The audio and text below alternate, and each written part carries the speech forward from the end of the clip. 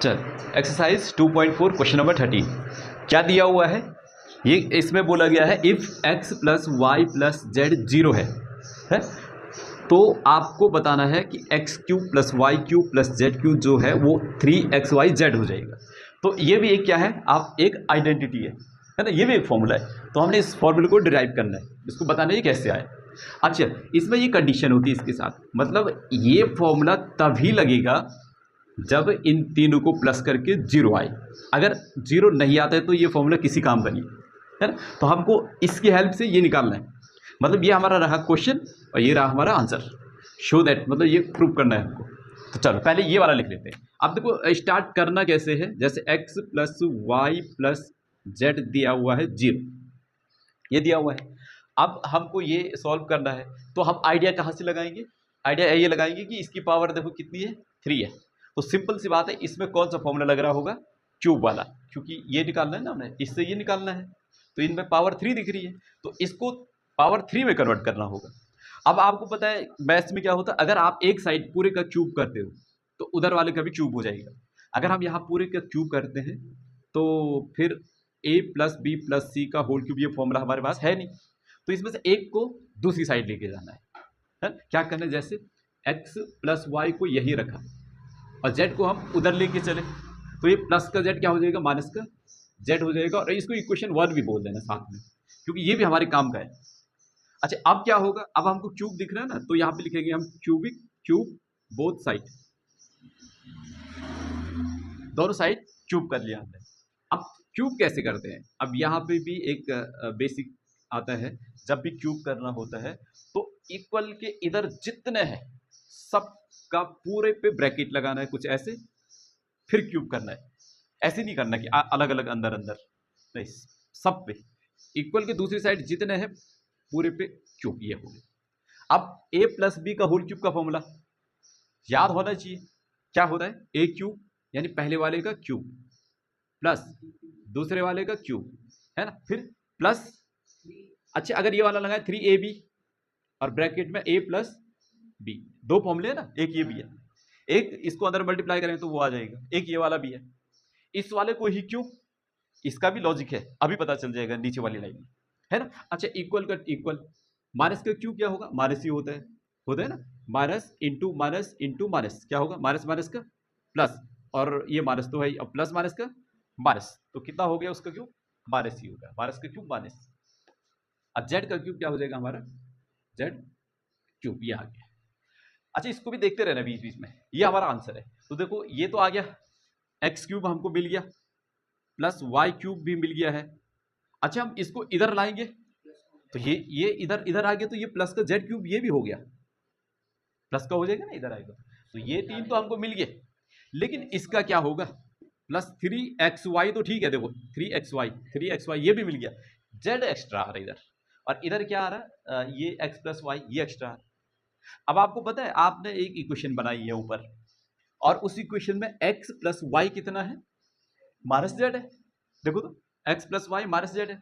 तो अब इसमें x प्लस वाई की जगह पे क्या रखना है, माइनस का जेड रख देना है, ये काम आया।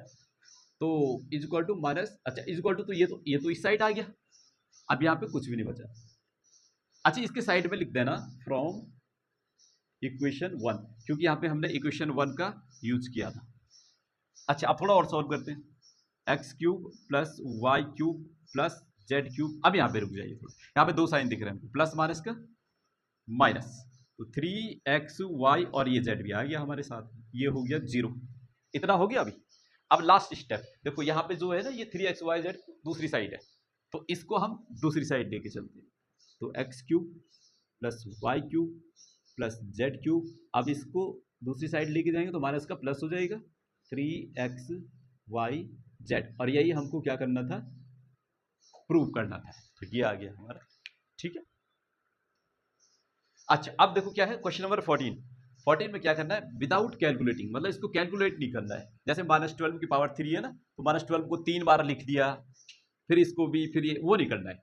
Find the value of each, इनकी वैल्यू निकाल ली है बिना कैलकुलेट करे।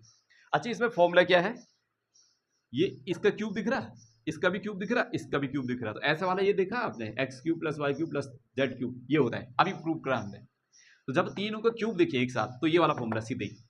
अब इसको सॉल्व करना है। अच्छा जी, अब इस फॉर्मूले को सॉल्व करने के लिए, जैसे अगर इसमें ये वाला फॉर्मूला लग रहा है, इस वाले में ये वाला फॉर्मूला लग रहा है, कैसे पता करते हैं? क्योंकि हर किसी में नहीं लगता ये वाला फॉर्मूला। अगर ये अंदर वाला क्या बोल देंगे इसको, x, इस अंदर वाले को क्या बोलेंगे, x माइनस का 12, ये x हो गया। ये क्या हो गया हमारा, ये वाला y हो गया 7, और ये क्या हो गया, z 5 हो गया। अब कंडीशन ये देखो, तीनों को प्लस करके 0 आना चाहिए। तो चेक करो थोड़ा, -12 प्लस 7 प्लस 5 है ना, ये प्लस ये प्लस ये, 0 आ रहा है क्या? तो देखो -12 का तो ठीक है, और 7 प्लस 5 12, अब 12 में से 12 गया 0, तो ये सही आ रहा है। अगर ऐसा होता है, ये 3 नंबर प्लस करके 0 आते हैं, तो ये फॉर्मूला काम कर जाएगा। अब ये फॉर्मूला लगा दो। अब आपको पता है ये x का क्यूब, हाँ पहले 0 चेक जरूर करना है ना? तो क्या है, x का क्यूब प्लस y का क्यूब प्लस z का क्यूब क्या होता है, 3xyz, यही होता है ना, देखो यहाँ दिया हुआ है। तो 3 तो ठीक है, x की जगह पे रखेंगे हम -12, y कितना है हमारा 7, और ये कितना है हमारा 5, तो ये हो गया। अब इसको मल्टीप्लाई कर लेना है, तो मल्टीप्लाई करें, ये कितना हुआ 36 माइनस का, अच्छा इंटू 7 इंटू 5। अब इसको 7 से मल्टीप्लाई कर दो ना, 7 6 से 42, 4 कैरी, 7 3 से 21, और 4 कितना हुआ 25, और साइन क्या माइनस का, इंटू 5 से भी करी दो। तो 5 2 से 10 का 0, 25 26 10 11 12, और साइन किसका माइनस का। तो ये आ गया भाई इसका आंसर। तो हमने क्या करा, इसका क्यूब भी नहीं करा, कुछ भी नहीं करा, और आंसर निकल गया है। ठीक है, आसान। ठीक, तो क्वेश्चन नंबर 14 वाला है ना, सेकंड पार्ट। सबसे पहले क्या करना है, इसको x ले लें, x कितना है 28, y है माइनस का 15, और z है इस बार माइनस का 30। तो इन सबको ऐड करके 0 आना चाहिए। तो 28 प्लस, अच्छा ब्रैकेट में रख लो, माइनस का है ना, तो ब्रैकेट में रखना जरूरी है भाई, ये हो गया। अब ब्रैकेट को ओपन करेंगे, तो प्लस माइनस का -15 प्लस माइनस का -13, तो 28 में से 15 गया 13, -13 0, 0 आया। तो मतलब इसमें ये फॉर्मूला काम करने वाला है। तो क्या आएगा, इसका क्यूब क्या आ जाएगा 3xyz। तो 3 तो ठीक है, x की जगह पे 28, y माइनस का 15, और z माइनस का 30।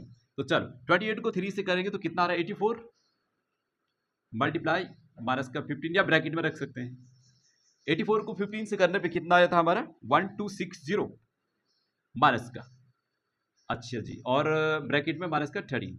अब माइनस माइनस का हो गया प्लस, अब मल्टीप्लाई करेंगे तो आया ये 16380 प्लस का हमारा आंसर। ठीक है, बहुत अच्छा।